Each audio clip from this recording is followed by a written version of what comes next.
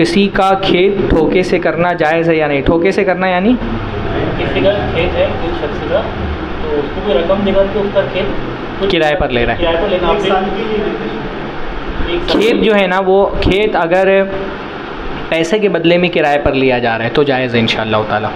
अल्लाह के नबी सल्लल्लाहु अलैहि वसल्लम के ज़माने में दीनार और दिरहम के बदले में खेत किराए पर लिए जाते थे। तो अगर खेत इस सूरत में किराए पर ले रहा है कि मान लीजिए 1 लाख रुपया है आपका, इतना बीघा या इतना जो है आपकी मंडी खेत, मैं इसमें 1 साल तक खेती करूँगा और इससे जो भी अनाज होगा नहीं होगा वो मेरी ज़िम्मेदारी है। तो इस तरह से ज़मीन किराए पर लेकर के अगर खेती कर रहा है तो ये जायज़ है।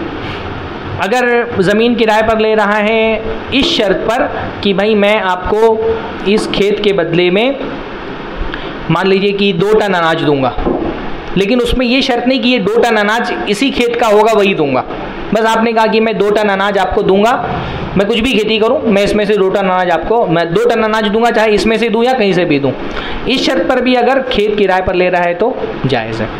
तीसरी सूरत यह है कि खेत किराए पर लिया जाए इस शर्त पर कि जो भी इसमें से अनाज होगा उसका कुछ फ़ीसद मैं आपको दूंगा, आधा मैं आपको दे दूंगा, 1/3 आपको दे दूंगा, है ना।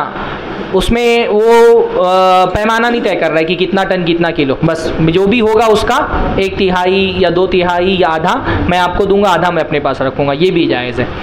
अलबत्ता अगर कोई ये शर्त लेकर के खेत ले रहा है कि इस खेत से होने वाले अनाज का मैं मान लीजिए कि 2 क्विंटल आपको दूंगा, बाकी सारा मेरा होगा, ये जायज़ नहीं है। आप निस्बत तय कर सकते हैं, परसेंटेज तय कर सकते हैं, अनाज जो निकल रहा है उस खेत में से उसका उसमें ये नहीं तय कर सकते कि उसका एक मखसूस मिकदार ही मैं आपको दूंगा, जैसे 1 कुंटल 2 कुंटल आपको दूंगा बाकी सारा मेरा होगा, तो इसकी इजाज़त नहीं है। या कोई बोलता है कि इतना खेत में मैं आपके खेती करूंगा और इतने हिस्से में होने वाला अनाज आपको दे दूंगा, बाकी हिस्से वाला अनाज मैं नहीं लूँगा, ये शरन जायज़ नहीं। बाकी पैसा दे करके इंशाअल्लाह ताला खेत किराए पर लिया जा सकता है। हाँ, एडवांस भी दे सकते हैं। पैसे वापस लेने बाद में कि भाई जो खेत करूँगा आपको तो कोई ठोकर नहीं दूँगा आपको, मैं बाद में जब थोड़ा पैसे आ जाएंगे फिर रकम वापस दे बोल देते हो कि पैसे को ब्याज दी और खेत को एक एग्रीमेंट ऐसा करता शेख, जब इनके पास में 10 एकड़ खेत है तो मैं उनको 10 लाख रुपए दे रहा हूँ, उनको ज़रूरत है पैसे, तो 10 लाख रुपए पे मैं इनको ब्याज नहीं दूँगा और इनको खेत का ठोकर भी नहीं दूँगा, इनको मुनाफा भी नहीं दूँगा।